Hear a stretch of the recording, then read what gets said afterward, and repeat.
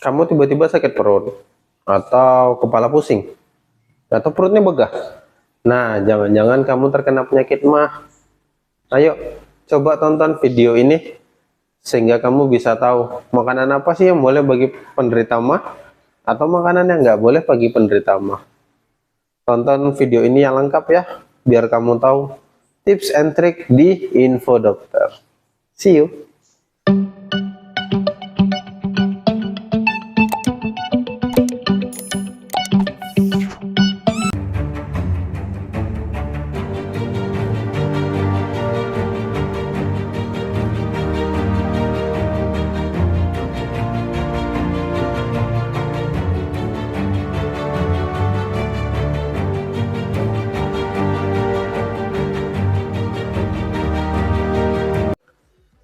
Halo YouTube channel, kembali lagi bersama dokter kesayangan Anda di Info Dokter. Nah, pada hari ini kita akan membahas tentang salah satu penyakit yang paling sering ada di masyarakat. Apa itu? Penasaran kan? Tonton terus video ini sampai selesai dan kamu akan mengetahui apa sih tentang penyakit ini yang gak boleh, apa sih yang boleh. Tonton terus. Jadi guys, kenapa sih saya membahas tentang masalah ini?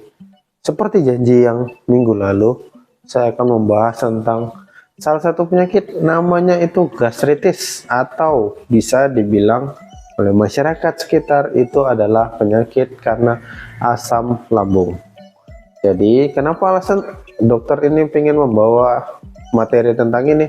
Satu, alasan yang paling utama itu adalah terlalu banyak saat ini makanan-makanan pengawet, minuman-minuman yang dapat membuat sakit lambung, dan hampir 70% datang ke pengobatan keluhannya sakit perut, dan yang paling sering penyebab utamanya adalah gastritis atau asam lambung. Itu yang pertama. Yang kedua, yang paling sering adalah penyakit ini sering orang-orang datang kepada saya berobat atau enggak konsultasi, dok perut saya sakit, dok kepala saya sakit, atau dok perut saya kok begah ya. Nah, karena itu saya akan membahas penyakit ini. Karena apa? Karena sekarang itu udah banyak, enggak hanya orang dewasa, anak-anak SMP, anak SMA, anak SD sekalipun itu kemarin yang dirawat itu menderita gastritis. Nah, berarti ada satu pertanyaan, kenapa bisa jadi seperti itu? Makanya saya buat video ini agar teman-teman yang lain bisa teredukasi. Nah, setelah tadi saya sampaikan apa-apa saja yang alasan saya membuat video ini, kita masuk penyakit gastritis. Nah, mungkin banyak teman-teman sekalian yang mengatakan, apa sih dok itu gastritis? Gastritis itu apa? Nah, gastritis itu adalah penyakit asam lambung. Penyakit asam lambung yang disebabkan oleh berdarahnya atau lukanya lambung karena terkikis pelan-pelan. Nah, biasanya pada anak-anak, bahasanya kalau saya itu masih bisa dimaafkan. Asam lambungnya pertama terkikis itu masih bisa dimaafkan, yang kedua masih bisa dimaafkan, yang ketiga masih bisa dimaafkan. Tapi sampai dia umur 20-an itu biasanya anak-anak kuliah atau yang lain SMA itu sudah mulai mengeluhkan mengalami sakit perut. Kenapa? Karena itu tadi, lambungnya sudah menyerah untuk dia memperbaiki, sehingga timbul nanti yang paling parah itu adalah tukak lambung. Ingat, nah yang patut diingat oleh teman-teman sekalian, sobat dari Info Dokter, bahwa lambung itu masih bisa menahan tidak terjadi luka biasanya sampai umur 20 tahun ke bawah. Tapi setelah 20 tahun ke atas, lambungnya bahasanya udah capek, masih diperbaiki dinding lambungnya, malah gak kurang kesadaran dari teman-teman yang lainnya, baik itu dari, mohon maaf, dari bapak-bapak, dari ibu-ibu, dari adik-adik mahasiswa maupun anak-anak kecil yang mengkonsumsi makanan-makanan tadi, sehingga perut itu udah nggak bisa mentolerir lagi, udah nggak bisa memaafkan lagi, sehingga efek yang ditimbulkan apa? Yang pertama, gejalanya dia bakal mengalami sakit perut. Itu gejala paling utama yang sering datang atau konsultasi kepada saya. Yang kedua, yang paling sering itu adalah kepala pusing. Bahkan saya sendiri sebagai penderita asam lambung juga mengakui bahwa kepala pusing itu memberatkan. Nah, selain yang dua tadi, yang paling sering adalah yang ketiga. Yang ketiga itu perutnya begah, serasa udah makan padahal kita makan baru sedikit. Nah, itu yang menyebabkan gejala-gejalanya yang biasanya kurang dipikirkan atau kurang dicermati. Nah, sobat info dokter, yang keempat yang paling sering apa? Ingat enggak kalau misalnya kalau dibilang orang itu kita seperti kambing, nah itu bahasa kerennya sendawa kan. Sendawa itu karena apa? Karena asam lambungnya naik. Makanya kalau asam lambungnya naik ditandai dengan sendawa-sendawa tadi. Kalau udah sendawa-sendawa seperti itu, ingat, langsung datang ke pengobatan atau tonton video ini biar tahu makanan-makanannya nih dari apa aja. Nah, yang kelima ini yang paling parah. Kalau misalnya sudah tidak bisa ditoleransi lagi oleh tubuh, yaitu apa?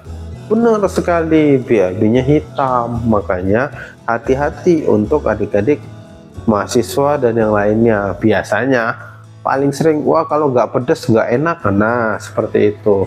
Antisipasi loh, jangan sampai nanti ketika udah tua malah nyesal seumur hidup. Nah, tadi kan Pak Dokter udah jelasin nih apa-apa aja gejalanya, gastritis atau penyakit asam lambung itu apa, dan yang lainnya. Mungkin kalau teman-teman nggak, tadi ada satu yang disinggung sedikit. Iya benar, makanan pedas. Tapi sebelum itu ada 6 makanan yang berbahaya dalam artian untuk penyakit asam lambung. Yang pertama apa? Yang pertama, ya benar, yang paling utama makanan pedas. Makanan pedas itu makanan yang bisa membuat asam lambung itu naik. Asam lambungnya naik kenapa?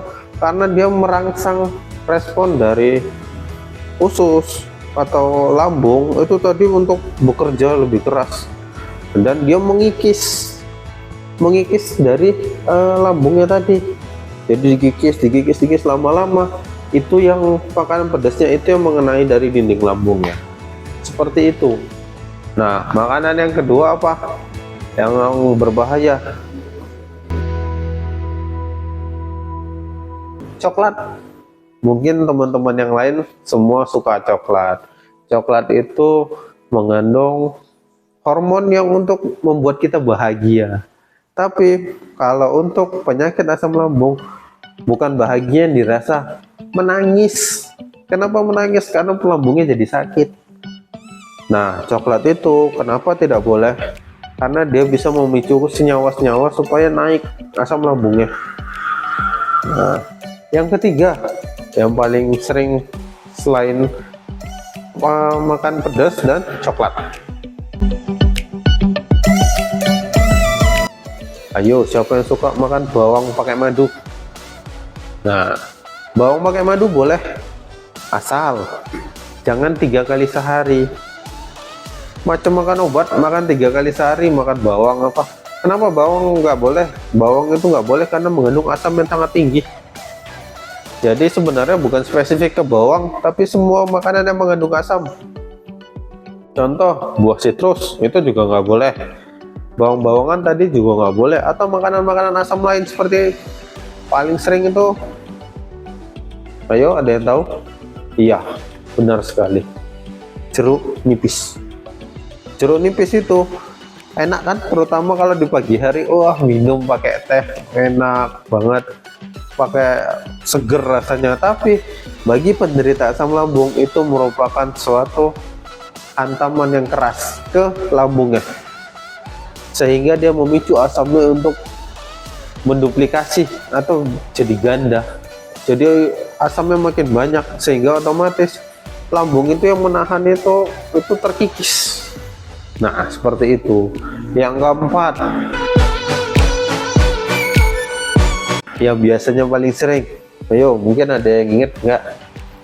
Nah, benar sekali, makanan yang mengandung kolesterol. Oh, kolesterol itu tidak boleh. Kenapa? Ini kolesterol yang tinggi itu menyebabkan kinerja lambung meningkat. Karena apa? Karena lambung itu mencerna makanan yang berlemak itu atau kolesterol itu 2 kali lipat kerjanya. Jadi bagi yang suka santan-santan atau yang suka makanan-makanan berlemak lainnya, hati-hati. Karena apa?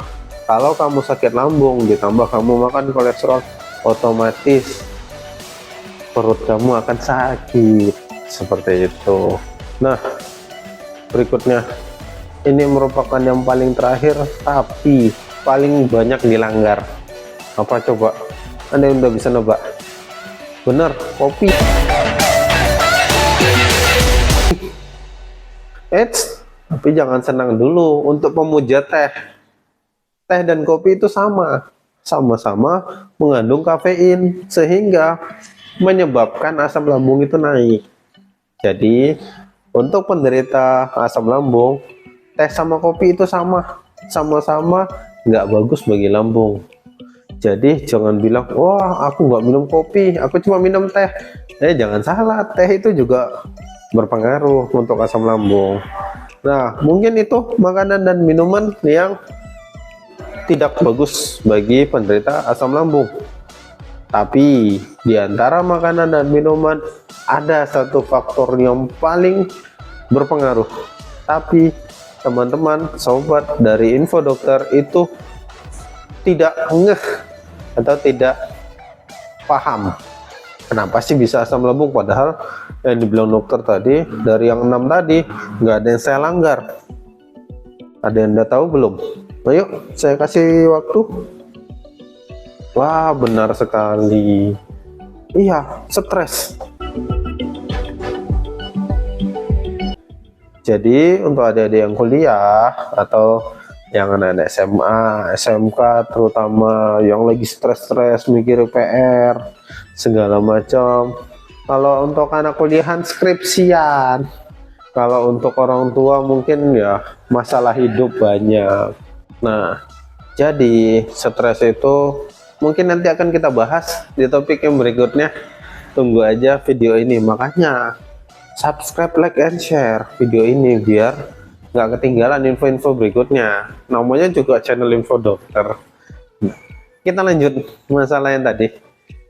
Stres itu mempengaruhi beban pikiran, sehingga kalau saya bilangnya itu namanya triangle of death atau segitiga kematian. Kenapa segitiga kematian? Yang pertama itu penyakit asam lambung, yang kedua stres, yang ketiga obat. Jadi ketika orang penderita asam lambung itu asam lambungnya naik, itu dipicu oleh stres. Nah, stres menyebabkan asam lambung naik. Asam lambung naik, dia pakai obat untuk menurunkan. Setelah pakai obat sembuh, ternyata stres lagi. Seperti itu terus. Makanya itu dibilang segitiga, triangle of death, segitiga kematian. Karena asam lambung tadi yang meningkat dipicu oleh faktor stres. Jadi bukan berarti orang nggak ada masalah. Stres itu pasti banyak masalahnya. Hanya gimana cara kita menyalurkan untuk stres tadi, jangan terlalu dipikirkan sehingga menyebabkan asam lambung kita naik. Seperti itu. Nah, mungkin itu dulu yang bisa saya sampaikan selaku Dokter Gunawan. Kalau teman-teman ada yang pengen di-share, ada yang pengen ditanyakan, ayo isi kolom komentar di bawah. Bisa kamu tanyakan juga di Instagram saya, nanti ada di bawah. Nama Instagramnya @gunawansadewo. Dr. Gunawan siap membantu Anda, siap memberi tahu kepada Anda solusi yang terbaik untuk penyakit Anda. Asal jangan solusi minta uang atau yang lainnya. Oke, jangan lupa ya, tulis di kolom komentar apa yang materi yang berikutnya yang mau kita bahas. Jangan lupa ya, like, subscribe, and share video ini biar teman-teman yang lain tahu kalau kamu ngerasa video ini bermanfaat untuk kamu. Oke, dadah.